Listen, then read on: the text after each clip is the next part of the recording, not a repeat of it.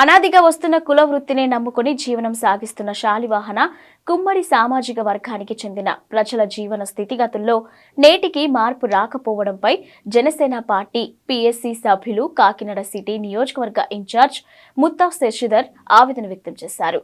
మారుతున్న కాలానుగుణంగా అనేక సామాజిక వర్గానికి చెందిన కుల వృత్తుల వారు వివిధ రంగాల వైపు వెళ్లి జీవనం సాగిస్తున్న తరుణంలో కేవలం శాలివాహన కుమ్మర్లు మాత్రం తరతరాల నుండి వస్తున్న తమ కుల వృత్తిని ఆధారంగా చేసుకుని జీవనం సాగిస్తున్నారని, వీరికి ప్రభుత్వాల నుండి ఎటువంటి సాయ సహకారాలు అనుకున్న విధంగా లేకపోవడంతో ఉపయోగం తగ్గిన మట్టిని మాత్రమే నమ్ముకుంటున్నారని ఆయన తెలిపారు. ఇక స్థానిక జగన్నాథపురం 21వ డివిజన్లో ఉన్న శాలివాహన కుమ్మరి ప్రజలు ఎదుర్కొంటున్న కష్టాలను తెలుసుకునేందుకు ఆయన స్థానికులతో మమేకమయ్యారు. తాను తెలుసుకున్న సమస్యలను జనసేనాని జనవరి 3వ తేదీన కాకినాడకి వస్తున్న సందర్భంగా ఆయన దృష్టికి తీసుకువెళ్లి కుమ్మర్లు ఎదుర్కొంటున్న కష్ట నష్టాలను ఆయనకు విన్నవించడం జరుగుతుందన్నారు. ఈ కార్యక్రమంలో జనసేన పార్టీ నాయకులు మడ్డు విజయ్ తదితరులు కార్యకర్తలు పాల్గొన్నారు. కాకినాడ ప్రజలకి, మీడియా వారికి, ఇక్కడున్న అందరికీ కూడా నూతన సంవత్సర శుభాకాంక్షలు. ఈవేళ కొత్త సంవత్సరం అడుగు పెడుతూ ప్రజల దగ్గరికి వస్తూ వాళ్ళ ఒక కుల వృత్తుల గురించి కూడా తెలుసుకోవాల్సిన అవసరం ఉందని మా పవన్ కళ్యాణ్ గారు చెప్పారు. విభిన్న కులాల సమూహమే సమాజం. చిన్న చిన్న కులాలు, కుల వృత్తుల వాళ్ళందరినీ కూడా గౌరవించుకోవాల్సిన అవసరం ఉందని నేను చెప్పిన సందర్భంగా నేను ఇక్కడికి రావడం జరిగింది.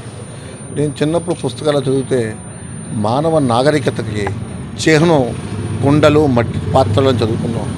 ఈవేళ ఆ నాగరికత పైకి వెళ్ళాక మట్టి పాత్రలు, మట్టితో పనిచేసే మనుషులు కరువయ్యారు.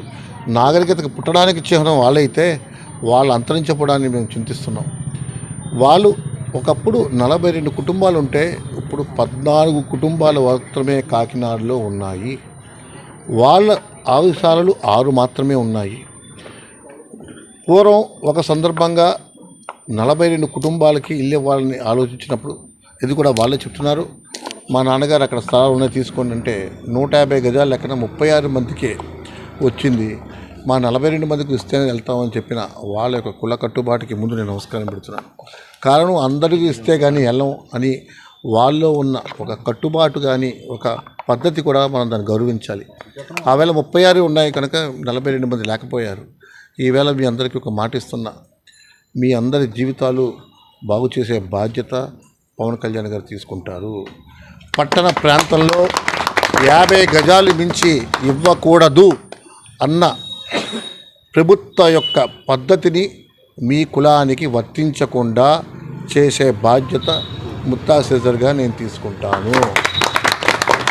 2, మీకు కాకినాడలో 4 ప్రాంతాల్లో ప్రభుత్వ షాపులో అద్దె లేకుండా, కరెంటు ఖర్చు లేకుండా మీ కుటుంబ మహిళలు మీరు చేసుకున్న సామాను అమ్మడానికి ఏర్పాటు చేసే పాత్ర కూడా నేను తీసుకుంటాను.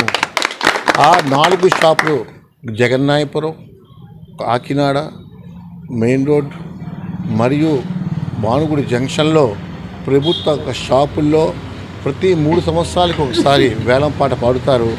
ఆ పాటలో మీకు వచ్చేలా నేను చేస్తాను. ఆ పాట యొక్క ధనాన్ని కూడా ప్రభుత్వం మీకు ఇచ్చే ఏర్పాటు చేస్తాను.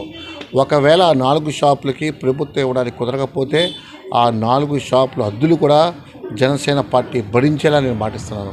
కారణం, మెయిన్ రోడ్లో మా తాతలు స్టార్ట్ చేసిన ముత్తా రామన్న చౌల్ట్రీలో ఉన్న షాపులు కావచ్చు, మిగతా చోట నాన్నగారు కట్టిన షాపులు కావచ్చు, ఇక్కడ మెయిన్ రోడ్లో విష్ణాలయం దగ్గర ఉన్న షాపులు కావచ్చు, ప్రతి ప్రాంతంలో కూడా 4 షాపులు ఇవ్వడానికి ప్రభుత్వం చిత్తశుద్ధి ఉంటే ఇచ్చే అవకాశం ఉంది. నేను ఇప్పిస్తాను.